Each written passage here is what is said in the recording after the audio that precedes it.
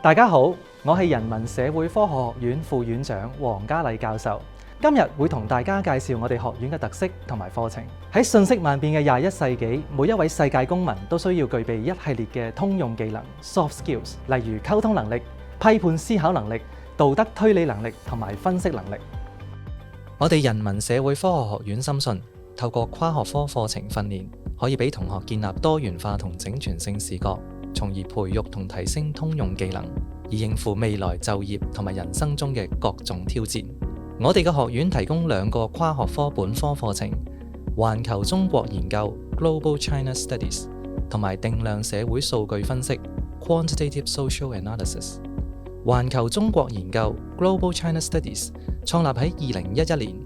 現為香港最具規模嘅人文社會科學跨學科課程，涵蓋10幾個學科範疇。定量社會數據分析 （Quantitative Social Analysis） 創立於2017年，涵蓋社會科學、數學、計算機科學同埋語文等等嘅學科。由於2個課程對報讀嘅文憑試都冇特定嘅選修科要求，所以都適合文科同埋理科同學報讀。中國喺世界上嘅地位舉足輕重，當今世代無論從事咩嘢嘅行業，都需要對中國有深入嘅認識。環球中國研究 Global China Studies 係一個有系統嘅跨學科課程，透過人文學同埋社會科學嘅學科視角，培育同學用廣闊嘅多元化嘅角度去了解同埋思考中國嘅歷史、文化、計量歷史學、政治同埋社會等等。我哋嘅課程亦都同時着重紮實嘅研究方法同埋語文能力訓練。同學畢業嘅時候，唔單止能夠掌握對中國同埋世界嘅認識，更加重要嘅係因為培育咗一系列嘅通用能力，使到佢哋能夠喺唔同行業、唔同崗位發揮所長。我哋嘅 GCS 課程有別於其他大學嘅文學士或者社會科學學士課程，因為 GCS 跨越唔同嘅人文學同埋社會科學學科，例如人類學同埋社會學。有志於發展多角度跨學科思維，對中國研究感到興趣同埋語文能力優秀嘅同學，都係 GCS 課程嘅理想人選。入學首年，同學將全面接觸人文同社科知識，建立堅固嘅學習基礎。升2年班嘅時候，同學將從2個專修範疇中選取其中1個，喺往後嘅3年按照唔同嘅要求修畢整個 GCS 課程。第1個綜合人文學及社會科學專修範疇 Integrated Humanities and Social Science Track， 同學會專注修讀幾個領域嘅科目，例如政治及社會變遷同埋文化、社區及身份認同等等。第2社會科學專修範疇 Social Science Track，同學會專注修讀2個領域嘅科目，包括唔同嘅社會科學學科同埋研究方法，例如經濟學、政治學同埋社會學，以及研究方法同埋數據分析。2個專修範疇都賦予同學好大嘅自由度，俾佢哋靈活咁樣配搭適合自己嘅科目組合，從而滿足唔同同學嘅需要同埋期望。另外，無論同學修讀邊一個專修範疇，佢哋都會修讀語文科目，以增強佢哋嘅語文表達能力。喺4年班嘅時候，同學亦都會修讀一科專題研究，由老師1對1指導同學完成一個為期1個至2個學期嘅研究項目，以鞏固喺唔同學科所學到嘅知識，並且應用喺現實研究嘅情景。定量社會數據分析 QSA 係我哋學院另一個跨學科課程，結合咗社會科學、數學、計算機科學同埋語文等等嘅學科訓練，使到同學掌握點樣將社會科學知識應用喺社會數據分析上面嘅。隨住社會數據喺互聯網廣泛累積，近年無論係私人公司、政府部門或者係公共機構，都需要懂得管理、分析、理解數據嘅人才。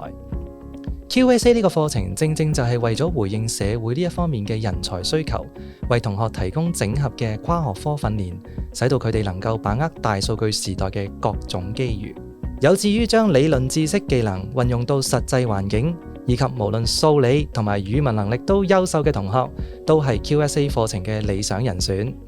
我哋呢個跨學科課程包含咗3大元素：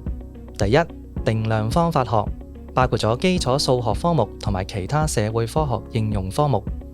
第2，社會科學理論，包括咗社會學、政治科學同埋經濟學等等；第3，數據管理同埋分析，包括咗程式編寫，例如 Java、Python、RStudio 等等。同學喺首2年會修讀一定數目嘅必修科目，以獲得基礎知識同埋技能。喺4年級嘅時候，同學亦會修讀一科專題研究，由老師1對1指導同學完成一個為期1個學期嘅研究項目，期間運用定量方法進行數據分析，解釋社會現象同埋提出政策建議，並且喺專題研討會上邊交流研究成果。我哋學院同各地知名大學合作舉辦嘅交換生計劃，同學都有機會到內地同埋海外參加為期1個學期嘅交換生計劃。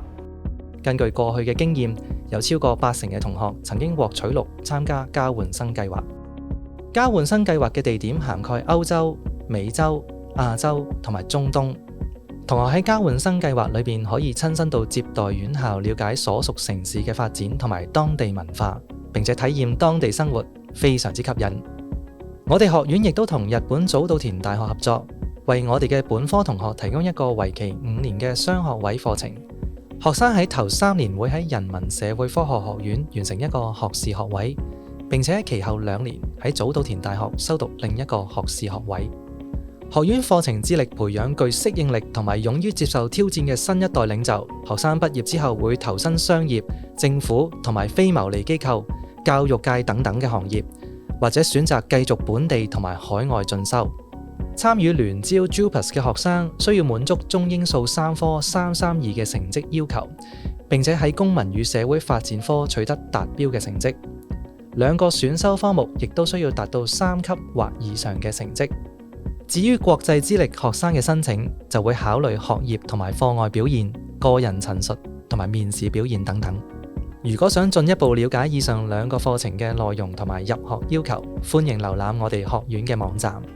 希望呢段影片可以幫你更深入了解人文社會科學學院。我哋期待可以喺人文社科學院見到你。